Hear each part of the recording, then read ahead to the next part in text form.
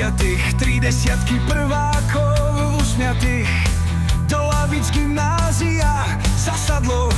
Ich hlavy mladé vtedy nenapadlo, ako ten čas rýchlo preletí a oni dnes v spomienkach odetí nechápavo krútia hlavami nad všetkými tými zabudnutými chvíľami.